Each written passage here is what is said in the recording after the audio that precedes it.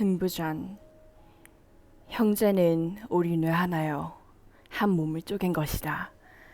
그러므로 북이와 화북을 같이 하는 것이다. 그런데 형제도 형제 나름이라 중청, 전라, 경상의 삼도가 만나는 얼음에 사는 연생원이라는 양반이 아들 형제를 두었는데 형의 이름은 놀부요, 동생의 이름은 흥부였다. 틀림없는 한 어머니 소생이건만 흥부는 마음씨 착하고 효행이 잘극하여 동기간의 우애가 극진한데 놀부는 부모에게 비로이고 동기간의 우애가 조금도 없으니 그 마음 쓰는 것이 괴상하였다. 모든 사람 오장에 육부를 가졌지만 놀부는 당초부터 오장의 칠부였다. 말하자면 심술보가 하나 더 있어 심술보가 하나만 뒤집히면 심사를 야단스럽게도 피웠다. 술 잘 먹고 욕 잘하고 거드름 빼고 싸움 잘하고 초상난데 춤추기, 불난데 부채질하기, 해산한데 개잡기, 장에 가면 억지 흥정, 우리나기 똥 먹이기, 죄 없는 놈 뺨치기, 빚값으로 계집 뺏기, 늙을 영감 덜미 잡기, 아이벤 안악내 배차기, 우물 곁에 똥 누워놓기, 올변온에 물 터놓기, 자팀밥에 흙 퍼붓기, 패는 곡식 이삭 빼기, 논두렁에 구멍 뚫기, 애호박에 말뚝 박기, 곱사등에 엎어놓고 밟아주기, 똥 누는 놈 주저앉히기, 안증뱅이 턱살치기, 옹기장수 작대기 치기, 면례하는데 뼈 감추기, 남의 양주 잠자는데 소리 지르기, 수절과부 겁탈하기, 통혼한데 간혹 놀기, 만경 창파에 배 뚫기, 닿는 말에 앞발치기, 목욕하는데 흙 뿌리기, 단부 주는 코침 주기, 얼굴 종기 난 놈 쥐어박기, 눈 앓는 놈 눈에 고춧가루 넣기, 이 앓는 놈 뺨치기, 어린아이 꼬집기, 다된 흥정 파해하기, 중을 보면 대태매기, 남의 제사에 다 굴리기, 큰 한길에 허망 파기, 비오는 날에 장독 열기 등이 있었다. 이놈의 심사가 이렇든 모가나무같이 뒤틀리고 동풍 안개 속에 수수잎같이 꼬여 그 흉악함을 헤아릴 수 없었다. 그러나 흥부는 충실, 온후, 인자하였으니 형의 하는 짓을 탄식하고 때로는 간할 마음을 가져보았으나 말해보아야 쓸데없으므로 말없이 주면 먹고 시키는 일이나 곤손히 하였다. 놀부의 악한 마음은 부모가 물려준 많은 재산을 독차지하고 아우 흥부를 구박하나 흥부의 어진 마음은 조금도 변함이 없었다. 놀부는 부모 제삿날이 와도 재물은 장만치 않고 돈으로 대신 놓고 지내면서 이번 제사에도 황초값 단푸는 온데간데 없구나 하는 시기였다. 그런 천하의 몹쓸 놈이라 아우를 내쫓을 궁리를 하게 된 것이다. 형제란 것은 어려서는 같이 살아도 처자를 갖춘 다음엔 각각 따로 사는 것이 떳떳한 법이다. 너는 처자를 데리고 나가 살아라. 처음엔 사정도 해보았으나 놀부는 듣지 않았다. 흥부는 하는 수 없이 아내와 어린 것들을 이끌고 대문에 나섰다. 건너산 언덕 밑에 가서 우물 파고 온 식솔이 모여 앉아 밤을 새웠다.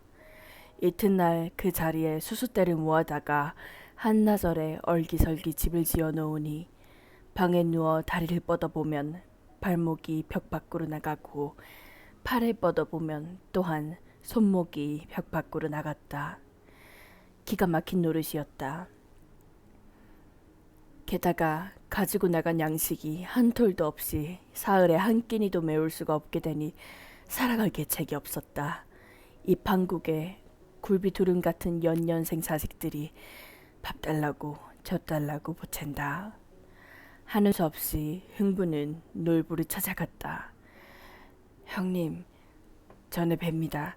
새끼를 굶어 누운 자식 살려낼 길이 없어 염치코치 불구하고 찾아왔으니 동기간 정을 생각하여 무엇이든지 좀 주시면 풀물판들 못 갚으며 이를 한돈 공으로 가져가겠습니까? 모쪼록 죽는 목숨 살려주십시오. 이렇듯 애걸하였으나 놀부는 차디차기만 하였다. 오히려 맹호같이 날뛰며 모진 눈은 부릅뜨고 핏대를 울리는 것이었다. 너도 염치 없는 놈이다. 내 말 들어보아라. 하늘이 내지 않은 자는 벼슬이 못 오르고 땅이 내지 않은 자는 이름 없는 인간이다.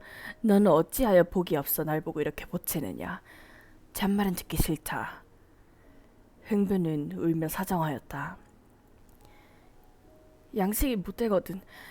돈서 돈 주지면 하루라도 살겠습니다. 이놈아, 들어보아라. 쌀이 많다 한들 너 주자고 섬을 헐며, 벼가 많다 한들 너 주자고 노적 헐며, 돈이 많다 한들 너 주자고 궤돈 헐며, 가루되나 주자 한들 너 주자고 큰 독에 가득한 것을 떠내며, 의복까지 내 주자 한들 너 주자고 행난 것들을 벗기며, 찬 밥술이나 한들 너 주자고 마루 아래 청삽살이 굶기며, 지게미나 주자 한들 너 주자고 새끼 낳은 돼지를 죽이며, 콩섬이나 주자 한들 큰 농이나 내필이니 너를 주고 소 굶기랴? 정말 염치 없고 속이 없는 놈이로구나. 아무리 그러시더라도 죽는 동생 살려줘. 놀부는 화를 더럭 내어 벼락 같은 소리로 하이 마당쇠를 부르는 것이었다. 이놈아, 뒷광문 열고 들어가면 저편에도 보리싸움 단불 있지? 거기 있는 도끼자루 묶음을 내오게 하고 손에 닿는 대로 골라 잡더니 그만 달려들어 흥부의 뒷꼭지를 잔뜩 움켜쥐고 사정없이 친다. 마치 선전 중이 비질하듯 성자 중이 벚꽃 치듯이다. 이놈, 내 눈앞에 베지 마라. 흥부는 어찌나 맞았던지 온몸이 나른하여 그만 들어가고 싶었다. 그러나 형수나 보고 가려고 엉금엉금 부엌으로 기어갔다. 놀부 아내가 마침 밥을 푸고 있었다. 흥부는 굶은 창자에 밥 냄새를 맡으니 오줌이 뒤집혔다. 에고 형수님, 밥 한 술만 떠줘. 이 동생을 살려줘. 그러나 인연 또한 몹쓸 년이었다. 남녀가 유별한데 어딜 들어오노?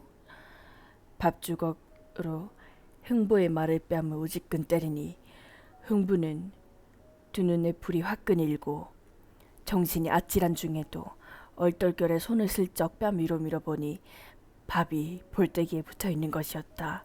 얼른 입으로 쓸어 넣는다. 아주머님은 뺨을 쳐도 먹여가며 치시니 감사한 말을 어찌 다 하겠습니까? 수고스럽지만 이쪽 뺨마저 쳐주십시오. 밥 좀 많이 묻은 주걱으로요.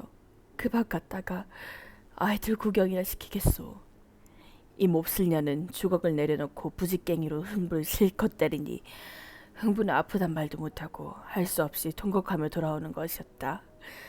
이때 우눈에 젖물리고 큰 아이 달래면서 7년 가뭄에 큰 비 기다리듯 9년 홍수의 별밭을 기다리듯 어린아이가 국간에 간 어미 기다리듯 굶은 자식들과 흥부 오기만을 기다리고 있는데 흥부가 매 취하여 비틀비틀 걸어오더니 흥부 아내는 남의 속도 모르고 반겨 마중을 나갔다. 큰 댁에 가더니 술에 잔뜩 취해 오시는구려. 어서 들어갑시다.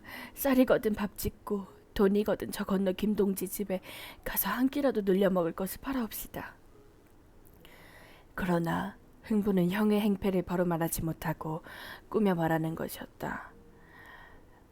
형님 집에 갔더니 주한상이 나오고 더운 점심밥이 나오되 상을 물리고 나니 형님과 형수께서 돈과 쌀을 주시더군. 큰 고개를 넘어오다가 도둑놈을 만나 다 빼앗기고 빈손으로 왔네. 말은 그런데 얼른 보니 유혈이 낭자하며 얼굴이 부었고 온몸을 만져보니 성한 곳이 없었다. 흥부 아내가 기가 막혀 땅에 주저앉아 버린다. 여보 마누라 슬퍼마오. 가난 구제는 나라에서도 못한다 하니 형님인들 어찌하겠소. 우리 안주가 품이나 팔아 살아갑시다. 흥부 아내는 이 말에 순종하여 서로 나가서 품을 팔았다. 흥부 아내는 방아찍기, 술집에 술 거르기, 시궁발치에 오줌치기, 얼음이 풀릴 때면 나물 캐기, 봄보리를 갈아 보리 놓기, 흥부는 2월 동풍에 가래질하기, 3, 4월에 부침질하기, 1등 전답에 문홍간기, 이 집 저 집 돌아가며 어영역기, 굳은 날에는 명성 맺기 등 이렇게 내외가 온갖 품을 다 팔았다. 그러나 역시 살기는 막연하였다. 하루는 생각다 못해 나랏곡식이나 한 섬 얻어먹으리라 하고 마음 먹고서는 흥부는 어슷비슷 갈짓자로 걸어 읍내로 들어가 관청을 찾았다. 이방 나랏곡식이나 좀 얻어먹고자 하는데 처분이 어떨는지. 가난한 사람이 막중한 나랏곡식을 어찌 달라 할까. 그러나 연생원은 매를 털어 맞아 보았소. 매는 왜? 나랏곡식이나 얻어주면 배고파 죽겠다는 어린 자식들 살리겠구먼. 나랏곡식 얻을 생각 말고 매를 맞으시오. 고을 김부자를 어느 놈이 영문에 없는 일을 꾸며 고소했소. 김부자를 압송하려는 공문이 왔는데 김부자는 마침 병이 나고 친척도 병이 있어 누구를 대신 보내고자 찾고 있어. 연생원이 김부자 대신 영문에 가서 매를 맞으면 그 값으로 돈 30냥을 줄 겁니다. 그 돈 30냥은 예서 증서를 줄 테니 영문에 가서 대신 매를 맞고 오는 것이 어떨소. 이방은 돈 단량을 먼저 주고 영문으로 보내는 보고장을 흥부에게 주었다. 어서 다녀오시오. 내 편지 한 장 갖다 영문 사령에게 주면 혹시 매를 쳐도 가볍게 칠지 모르며 또한 김부자가 뒤로 감면 관리에게 돈 100이나 보낼 테니 염려 말고 어서 가오. 흥부는 어찌나 좋던지 여태까지 반말하던 사이 갑자기 변하여 존댓말을 쓰는 것이었다. 여보 이방님 다녀오리다. 집으로 돌아온 흥부로부터 이 말은 들은 흥부 아내는 놀라움은 컸다. 여보 아이 아버지 매 품팔이가 웬 말이오. 남의 죄로 어찌 알고 대신이라니 웬 말이오. 살인죄를 범했는지 강도죄를 범했는지 사교죄를 범했는지 남의 죄로 어찌 알고 그런 말을 하시오. 만일 영문에 올라갔다가 여러 날을 굶은 몸에 영문 곤장 맞게 되면 몇 대 맞지 않아 쓰러져 죽을 것이니 어서 가서 그의 일랑 거절하오. 마오 가지 마오. 만일에 갈 생각이면 나를 죽여 묻고 가오. 나 죽여 세상 모르면 가려니와 나를 살려두고는 못 가리라. 가지 마오. 제발 내 말 듣고 가지 마오. 만일 매 맞다가 아이 아버지 죽게 되면 무초상이 날 테니 부디 내 말 괄시마오. 아내가 두 손으로 구들장을 쾅쾅 치고 눈물을 흘리며 이렇듯 광건하자 흥부는 슬며시 마누라를 일러보는 것이었다. 여보 마누라, 한번 높은 곳에 앉아보지도 못할 이 쓸데없는 이 볼기짝 감령으로 올라가서 30대만 매를 맞고 돈 30냥이 생길 테니 10냥으로 고기 사서 매 맞은 상처 고치고 10냥으로 쌀을 팔아 온 식구가 포식하고 10냥으로 소를 사서 20덕 달매기 죽였다가 그 소를 파다 맏아들 장가가가 그놈이 아들 낳으면 우리에게 손자되니 그 아니 경사인가. 말을 듣고 생각하니 사리를 맞는 것 같으나 그나마 역시 사람 살 길이 아니므로 흥부 아내는 한사코 말리는 것이었다. 이렇게 되고 보니 흥부는 영문에 갈 마음은 속으로만 혼자 먹고는 겉으로는 얼렁뚱땅 얼버무릴 수밖에 없었다. 그리하오 아니가리다. 집신이나 삼아 신께 저 건동 김동지께 집 한 단 얻어가지고 오리다. 그러고 나와서 영문으로 올라가는데 상말이나 타고 가는 것이 아니라 돈 30냥을 한 몫으로 받아 쓸 작정으로 하루에 270리를 걸어서 갔다.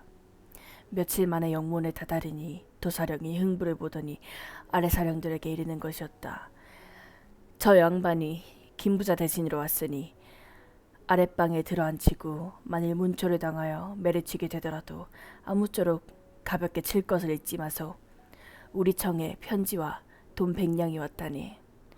여러 사람이 흥부를 위로하고 있을 때 마침 청령 소리가 나더니 이윽고 영이 내렸다. 죄인 중에 살인죄를 범한 자 외에는 모두 석방하라. 흥부는 낙심천만이었다. 여보시오 도사령, 나는 매를 맞아야만 수가 생기오. 그저 가면 나는 낭패요. 여보 연생원, 이번에 김부자 일로 여러 개 왔는데 매 안 맞았다고 만약 돈을 안 주거든 두말 말고 곧장 영문으로만 오면 우리가 무슨 수를 쓰든지 돈 100을 받아줄 테니 염려 말고 어서 가시오. 도사령의 말을 듣고 흥부는 할 수 없이 노자에서 남은 돈 한 냥으로 떡을 사서 짊어지고 집으로 왔다. 이 무렵 흥부 아내는 남편이 감령할 갔음을 알고 뒷뜰에다 단을 몰고 정화수를 길어다가 단 위에 올려놓고 두 손 모아 빌며 눈물로 나날을 보내고 있었다. 이런 참에 흥부가 거정문을 열치고 들어섰다. 뛸 듯이 반갑지 않을 수 없었다. 아이 아버지, 다녀오시오. 죄가 없어 놓여오나? 태장 맞고 돌아오나? 형장 맞고 돌아오나? 상처는 어떠하오? 흥부는 매도 못 맞고 돌아오는 참에 이 말을 들으니 화가 치밀어 올랐다. 나더러 상처를 묻지 말고 네 친정 할아비한테 물어보라 하라. 매 한 대 맞지 못하고 건성으로 돌아오는 사람더러 이년아, 장초는 뭐고 상처는 다 뭐냐. 좋다, 좋다, 얼씨구 좋다. 지하자 좋으시고 매 맞으러 갔던 난군 안 맞고 돌아오니 이런 경사가 또 어딨는가. 흥부는 마누라의 좋아하는 거동을 기가 막혀 어이없이 바라보고 있다가 어린 자식들을 살갈 생각하니 슬픈 감회가 치밀어서 눈물이 비오듯하며 통곡이 터져나와 두 손으로 가슴을 쾅쾅 두드렸다. 이때 마침 기부자의 조카가 지나가다가 흥부가 돌아왔다는 말을 듣고 찾아 들어와서 묻는 것이었다. 연사방, 줄인 사람이 영문에 가서 금해를 맞고 어떻게 들어왔나. 흥부는 마음이 고든 사람이라 바른 대로 털어놓았다. 맞았으면 해롭지 않은 것을 그것도 복이라고 못 맞았다네. 자네가 마음씨만은 착한 사람일세. 나도 어디서 들었네만 무사히 오고서야 돈 달랄 수 있나. 내가 마침 진인동이 7, 8냥 있으니 쌀말이나 팔아먹소. 흥부는 그 돈으로 쌀 팔고 반찬 사서 며칠을 살았으나 굶기는 역시 마찬가지라 어찌하면 좋을 것인가. 그래 집신상사라도 해보리라 하고 김동지 집으로 집을 얻으러 갔다. 자네도 불쌍도 하에. 형은 부자건만 자네는 그렇듯 가난하니 어찌하니 측은한가. 이러면서 김동지가 내주는 집단을 얻어다가 집신을 삼아 장에 내다 팔고 그것으로 끼니를 얻었으나 그도 한두 번이지 집힌들 매양 염치가 있으랴. 흥부는 탄식하며 떠오린 자식들은 어루만지며 통곡하니 흥부 안에도 기가 막혀 땅을 치고 오는 모양이란 차마 눈뜨고 볼 수 없는 전경이었다. 이렇게 세월을 보내고 춘삼월 좋은 계절을 맞이하니 흥부는 이왕에 배운 바가 있어 약간의 식찬에 있는 터라 수수대로 지은 집에 입춘을 써붙였다. 3월 3일이 되니 소상강을 떼기러기는 가노라 하직하고 강남에 제비연노라 하고 나타날 때였다. 고대 광실 다 버리고 오락가락 넘돌다가 흥부를 보고 반기면서 좋다고 지적이니 흥부고 제비 보고 경계하는 말이었다. 고당 화가 많건만 수수대로 집은 집에 와서 네 집을 지었다가 온열 장마철에 집이 많이 무너진다면 그 한 일랑패랴. 아무리 짐승 일망정 내 말을 듣고 좋은 집 찾아가서 세팍하게 집을 짓고 새끼를 치냐무라. 이같이 충고해도 제비가 듣지 않고 흙을 물어다 집을 짓고 첩에 새끼를 길러 날기 공부에 힘을 쏟을 때 날아올랐다 날아내렸다 하면서 이를 사랑하는 것이었다. 그러나 하루는 큰 구렁이 한 놈이 벼랑간 달려들어 제비 새끼를 모조리 잡아먹으니 흥부는 보고 깜짝 놀랐다. 흉악한 저 짐승아, 호랑 진미가 많겠건만 하필이면 죄 없는 제비 새끼를 모조리 잡아먹으니 악착 같구나. 제비가 불쌍하구나. 저 제비 새끼를 모조리 잡아먹으니 악착 같구나. 제비가 불쌍하구나. 저 제비 곡식을 먹지 않고 자라나서 인간에게 해를 끼치지 않고 옛 주인을 찾아오니 그 뜻이 정다운데 제 새끼를 보전치 못하고 일시에 다 죽이니 어찌 가련치 않은가. 그리고는 칼을 들어 그 짐승을 잡으려 할 때 새끼 제비 한 머리가 허공으로 뚝 떨어져서 피를 흘리며 발발 떠는 것이었다. 흥분의 일을 보자 펄쩍 뛰어들어 달려들어 제비 새끼를 두 손으로 고이 잡고 애처롭게 여겨 부러진 다리를 조기 껍질로 찬찬 감고 아내를 불렀다. 당사실 한 바람만 주소. 제비다리 동념에게. 흥부 아내가 시집 올 때 가지고 온 당사실을 급히 찾아내어 주니 흥부는 얼른 받아 제비 새끼의 상한 다리를 곱게 감아매어 찬 이슬에 얹어두었다. 그랬더니 하루 지나고 이틀 지나고 이리하여 10여일이 지나자 상한 다리가 제대로 소상되어 날게 되니 줄에 앉아 제잘거리며 울고 둥덩 실떠서 날아갈 때 소상건 기러기는 왔노라 하고 강남 가는 제비는 가노라 하직하는 것이었다. 이리하여 제비가 강남 수천 리를 훨훨 날아가서 제비왕께 입시하니 제비왕이 물었다. 경은 어찌하여 다리를 절며 들어오느냐.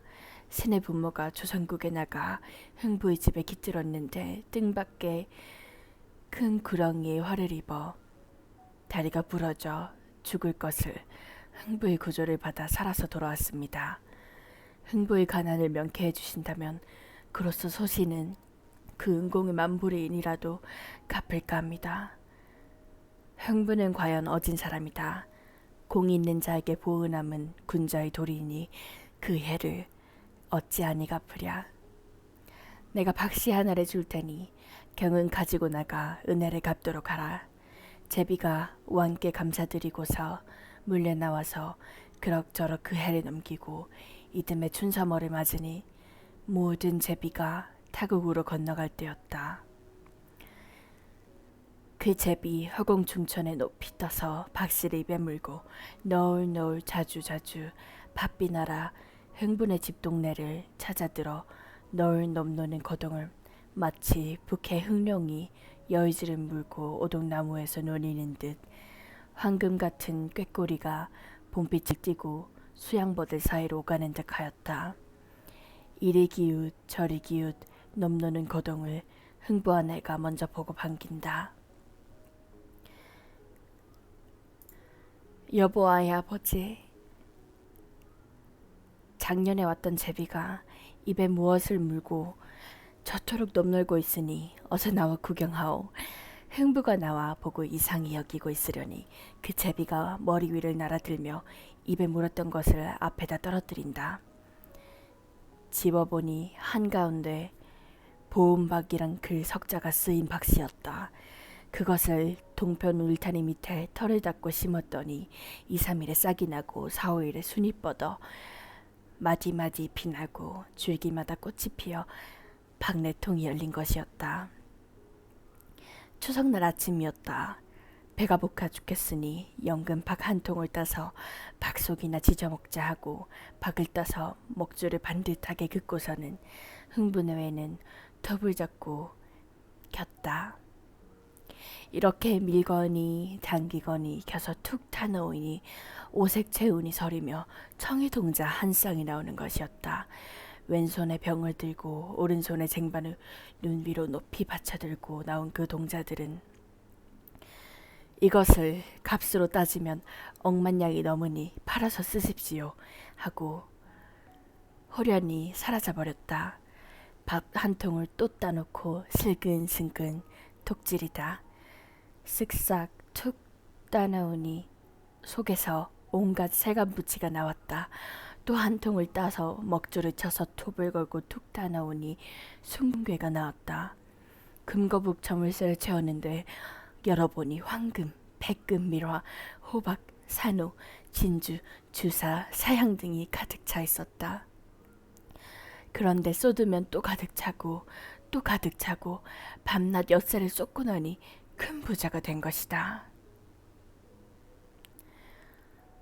다시 한 통을 툭 타나오니 1등 목수들과 각종 곡식이 나왔다. 그 목수들은 우선 명당을 가려 터를 잡고 집을 지었다. 그 다음 또 사내종, 계집종, 아이종이라며 들며 온갖 것을 여기저기 쌓고 법석이니 흥부내외는 좋아하고 춤을 추며 돌아다녔다.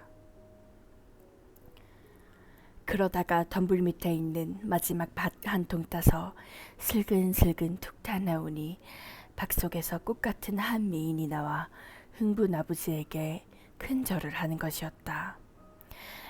나는 월궁의 선녀입니다. 강남국 제비왕이 나보고 그대의 부실이 되라 하기에 왔습니다. 이리하여 흥부는 좋은 집에서 처첩을 거느리고 향락으로 세월을 보내게 되었다.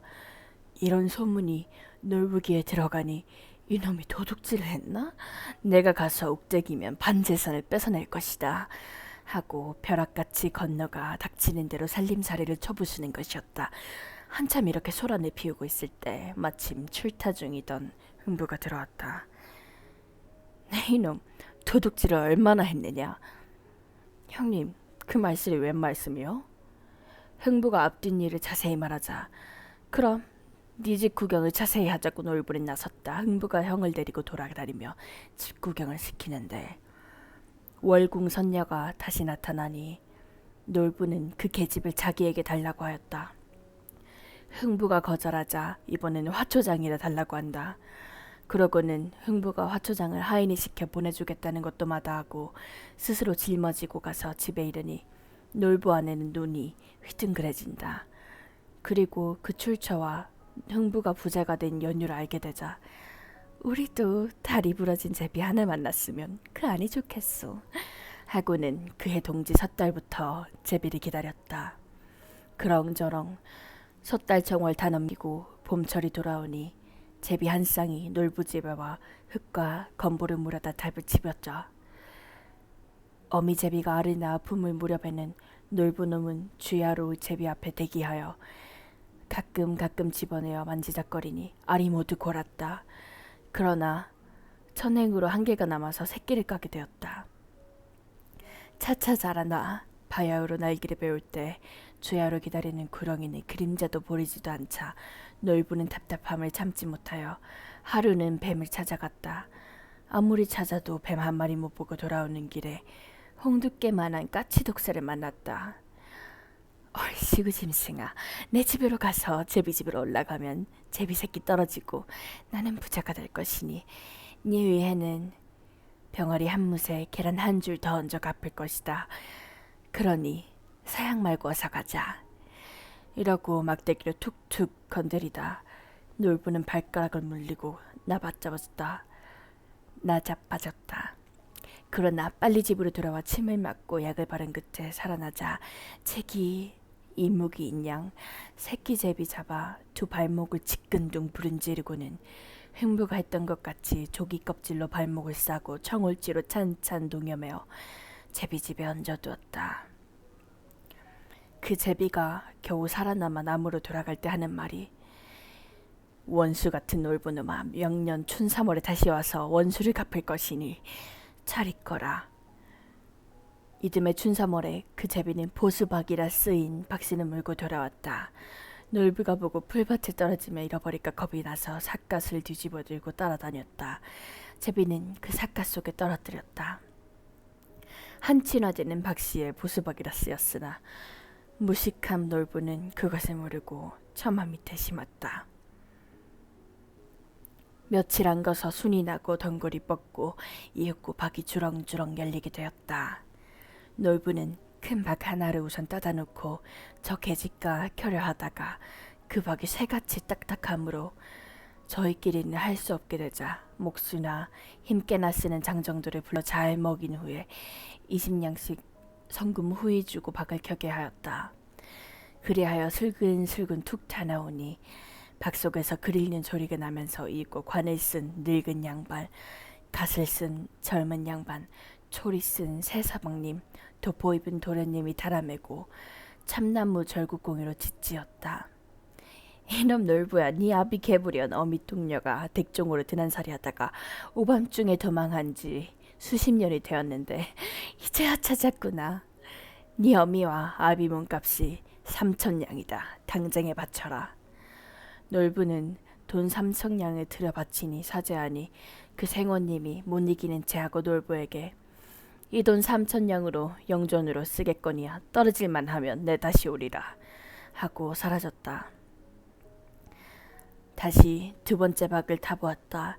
이번에 가야금 든 놈, 소고 든 놈, 징, 꽹가리 든 놈들이 우르르 몰려 나오더니 우리 놀부가 인심 좋다는 말을 듣고 일부러 찾아왔으니 한바탕 놀고 가세 하고 쌀 섬 내놔라, 돈 100 내놔라 정신없이 날뛰니 놀부는 돈 100냥에 쌀 한 섬을 주어 또 보낸 후 또 한 통을 탔다. 이번엔 노승이 나오고 뒤따라 상좌승이 나왔다. 놀부야, 우리 스승님이 네 집을 위하여 49일 정성을 들였으니 돈 5,000냥만 바쳐라. 이 이상 패가 망신하지 말고 그만 켜자는 놀부 계집을 말이 어기고 또 켜니 이번엔 상여 한 채가 나오고 뒤따라 각양각색의 병신상제들이 나왔다. 야 이놈 놀부야, 소잡고 잘 차려라. 돈 10,000냥만 내놓아라. 놀부가 전답을 선자리에서 헐값으로 팔아 돈 3,000냥을 들고 빌며 사정하니 상두꾼들이 상여를 메고 갔다. 놀부는 따라가서 물어보았다. 여보, 다른 통에 보물이 아니 들었소? 상두꾼이 대답하였다. 어느 통에 들었는지는 모르나 생금 한 통이 들기는 들었소. 놀부 놈이 옳다 하고 슬근슬근 박 한 통을 다시 툭 타나오니 박 속에서 팔도 무당들이 뭉게뭉게 나오는데 진과 북을 두드리며 각색 소리 다 하더니 장고통을 들어 놀부 놈의 가슴팍과 배때기를 벼락치듯 두려쳤다. 놀부 놈은 눈에서 번개불이 나는지라 분한 가운데서 슬피 울며 비는 것이었다. 이 어찌된 곡절이오. 매 맞아 죽을지라도 죄명이나 알고 죽으면 한이 없겠으니 제발 덕분에 말해줘.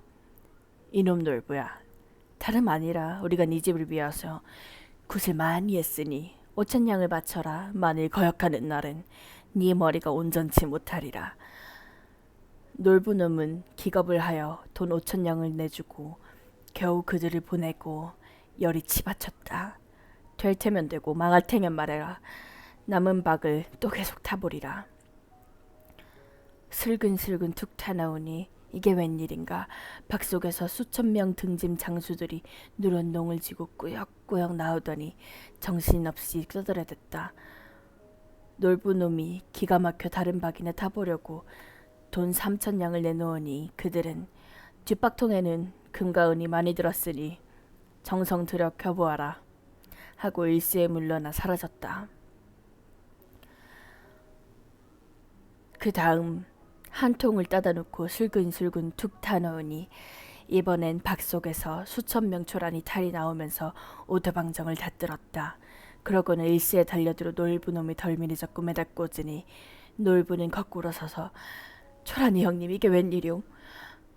뭐든지 말씀만 하시면 분부대로 하겠습니다 하고 손이 발이 되도록 애걸하였다. 그러자 초란이가 호령하였다. 이놈 놀부야, 돈이 중하냐 목숨이 중하냐. 사람 생기고 돈이 났으니 돈이 어찌 중하겠습니까? 초란이가 다시 꾸짖었다. 이놈, 그러면 5,000냥만 시각 내러 바쳐라. 놀부는 할 수 없이 돈 5,000냥을 내주었다. 그리고 물어보았다. 다음 박통 속 일이나 자세히 일러주소. 어느 통인지 분명히 생금이 들어있으니 다 타보아라. 슬근슬근 다음 박을 타놓으니 박 속에서 수백 명 사단걸사들이 나오며 작은 북을 두드리며 저희끼리 야단스럽게 놀아나며 소리를 하더니 놀부를 보고 달려들었다. 옳지 이놈, 이제야 만났구나.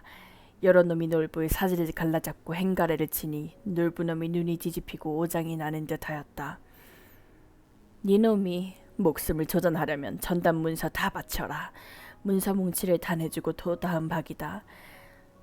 슬근슬근 툭 타놓으니 박 속에서 수명멸의 wal패들이 밀거니 뛰거니 뛰쳐나왔다. 누구냐? 이주기 떠주기 난주기 박음이 딱정이 군평이 태평이 여수기 무수기 학원이 보원이 낭생이 몽둥이 아기 소악차기 조각새 섭섭이 등등이 등이다. 그들은 차례로 앉더니 놀부를 잡아 빨랫줄로 찬찬 동여매어 나무에 덩그마니 달아매고 매질이 자라는 월패 한 놈을 가려 뽑아 분부하는 것이었다. 저놈을 사정 두지 말고 세게 쳐라. 여러 놈이 한쪽으로 놀부를 잡아내어 이 뺨을 치며 발로 차고 뒹굴거리며 주무르고 잡아뜯고 한편으로 주리를 틀며 매질을 하며 두 발목을 도지게 해놓고 드니 복숭아뼈가 우직우직 하는 것을 용심지에 불에 당겨 바싹 제끼어 당근질을 하며 온갖 형벌을 쉴 새 없이 갈아들며 하니 쇠공의 아들인들 어찌 견뎌내리오. 살려줘 살려줘 제발 덕분에 살려줘. 돈 바치려면 돈 바치고 쌀 바치려면 쌀 바치고 계집 바치려면 바칠 것이니 남은 목숨 살려줘. 여러 wal패들이 돌아가며 한 번씩 생주리를 들더니 그제 한 놈이 분부하였다. 이놈 놀부여 들어라. 우리가 금강산을 구경을 가는데 노잣돈이 떨어졌으니 돈 5,000냥을 바치되 만약에 지체하게 되면 급사를 내리리라. 놀부 놈은 어찌나 혼이 났던지 감히 한 말도 대꾸하지 못한 채 돈 5,000냥을 주어 보낸 후 사지를 제대로 쓰지 못하는 중에도 끝내 허욕을 보이지 못해 당장에 수가 터질 줄로 알고 엉금엉금 동산으로 기어 올라가서 다시 박 한 통을 따가지고 내려오는 것이다. 그리고 주춤거리는 인부를 달래어 슬근슬근 톱질이야 당기어라 톱질이야 슬근 쓱싹 박을 쪼개어 놓고 보니 팔도 소경이란 소경은 다 뭉치어 막대기를 탁탁거리며 눈을 희번떡거리고 내달아 꾸짖었다. 이놈 놀부야 날려느냐? 기러느냐? 니놈이 어디로 갈 거냐? 너를 잡으려고 안남산 박남산 구계동 쌍계동 몇몇 촌촌 얼레빛으로 샅샅이 천빛으로 틈틈이 구둑둑 차례로 두루 널리 찾아다녔는데 오늘에야 이곳에서 만났구나. 네 우리 둘의 수단을 한번 맛보렸다. 그러고는 지팡막대를 들어 휘두르니 놀부놈 어찌할 바를 몰라 이리저리 피하나 여러 수경들은 점을 치며 눈뜬 사람보다 더 잘 찾아 붙잡는다. 그러니 놀부놈은 달아나지도 못하고 애걸하는 것이었다. 여보 장님네들 이게 웬일이요? 사람 살려줘. 무슨 일이든 분부대로 하리다. 소경들이 그제서야 놀부를 놓아주고 북을 두드리며 경을 읽더니 놀부놈은 지팡이 두드리듯 한부리치니 놀부놈은 견디다 못해 돈 5,000냥을 내어주고 생각하는 것이었다. 집안에 돈이라곤 한 푼도 남은 게 없어 가산에 탕진했으니 이제 살아갈 길이 막연하구나. 이왕 시작한 일이니 끝까지 해보면 설마 하니 끝에 가서야 갈리한 길이 없으랴. 그러고는 다시 동산으로 올라가서 밭 한 통 따놓고 이번 밭은 거친 보건대 빛이 희고 좋으니 이 속엔 은당 보화가 들었을 것이니 정성들여 타보자 하고 한동안 켜보다가 궁금증이 나서 귀를 기울여 가만히 들어보니 박 속에서 우레같은 소리가 진동하며 비로라 비로라 하므로 무더기로 큰 탈이 나는 줄 알고서 톱을 내놓지고 달아나려 하자 다시 박 속에서 우레같은 호령이 터져나왔다. 너희가 왜 박을 아니 타느냐? 내가 답답하여 한때를 못 견디겠으니 어서 켜라. 놀부가 겁을 먹고 물었다. 비라 하시니 무슨 비인지 자세히 말씀하시오. 이놈 비로라. 놀부가 다시 물었다. 비라 하시니 양귀비입니까? 누구신 줄 알고 먼저 박을 마저 켜겠습니다. 나는 그런 비가 아니라 연나라 사람의 전거비냐. 네가 만일 박을 아이니케면 무사하지 못하리라. 놀부가 장비라는 말을 듣더니 매우 놀란 듯 목 안의 소리로 말하는 것이었다. 이래 장차 어찌하면 좋은가. 이번에 바칠 돈도 없으니 죽는 돌이밖에 없나 보다.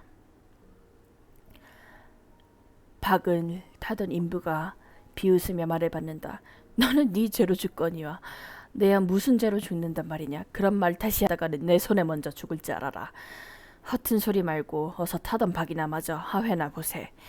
놀부가 할 수 없이 마저 타고 보니 벼랑간 대장군 한 사람이 와락 뛰어나오는데 얼굴은 숨먹을 갈아 끼얹은지 검은 것이 제비턱에 고리눈을 부릅뜨고서 장팔 사무 큰 창을 위로 번쩍 들고 인경 같은 소리로 우레같이 질렀다. 이놈 놀부야, 네가 세상에 태어나 부모께 부려요. 형제에게 불먹하고 친척과 불화하니 죄악이 되어 잎털을 빼어 세어도 당치 못할 것이다. 천도가 어찌 무심할까 보냐. 옥한 상제께서 나를 시켜 너를 모든 방법으로 한없는 죄를 씻게 하라 하시기에 내가 특별히 왔으니 견뎌보아라.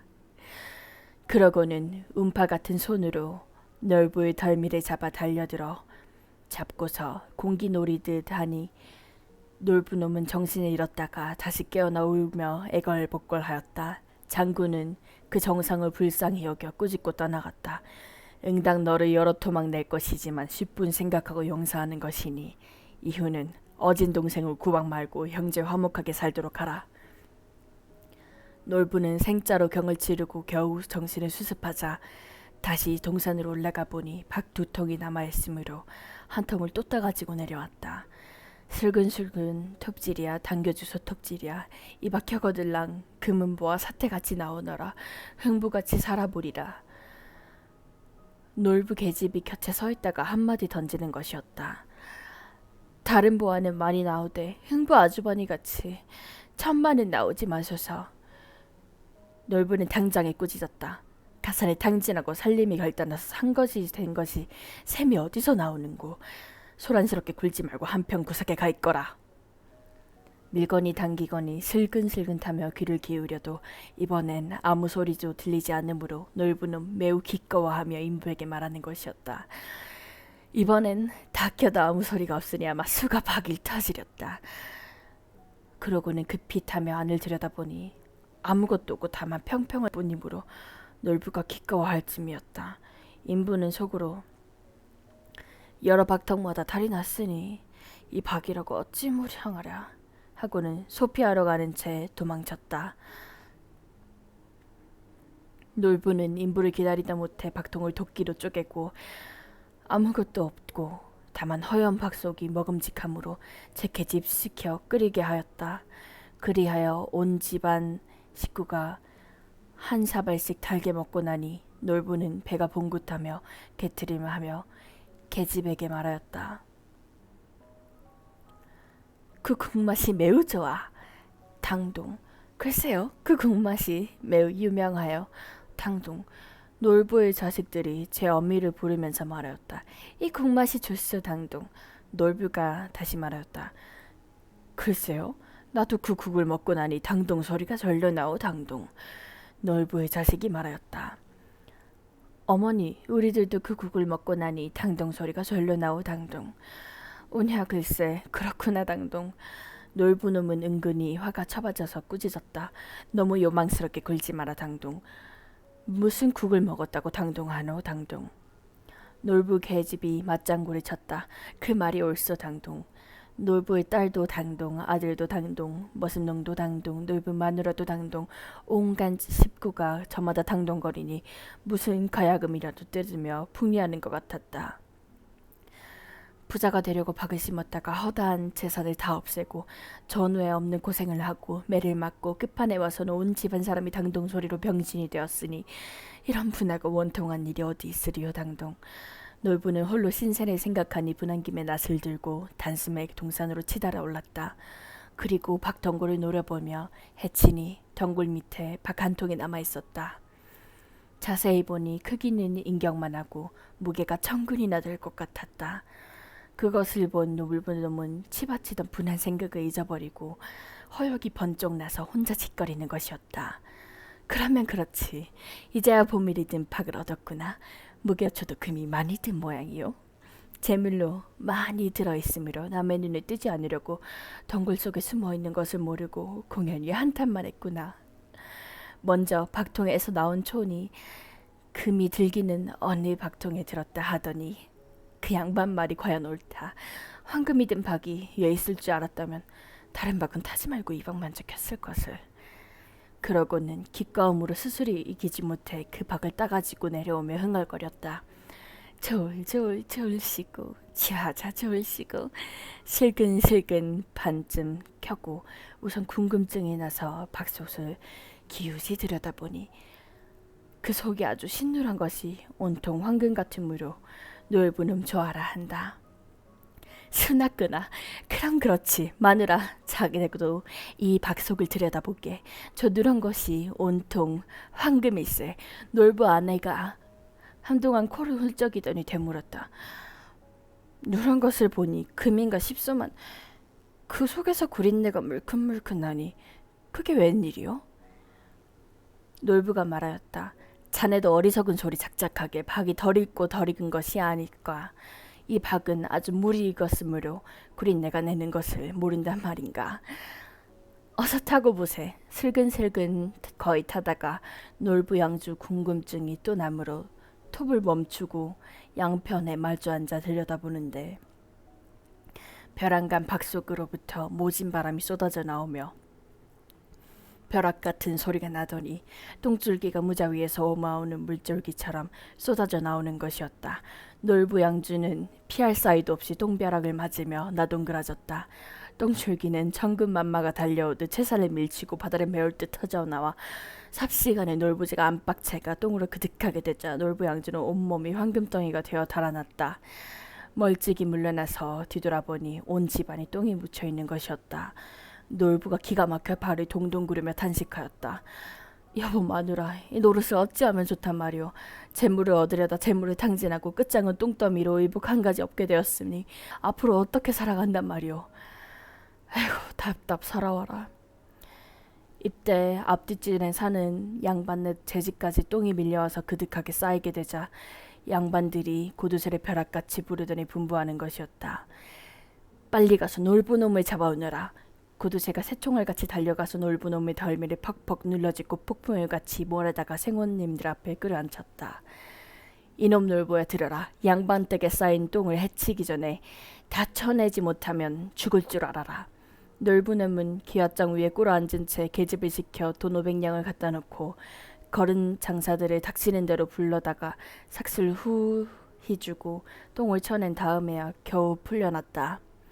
놀부네외 서워 붙들고 갈 곳이 없어 통곡하는데 이때 건넌 마을 흥부가 형이 패가 망신하는 말을 듣고 급히 노복을 거느리고 와서 놀부 양주와 조카들을 데리고 제 집으로 돌아왔다.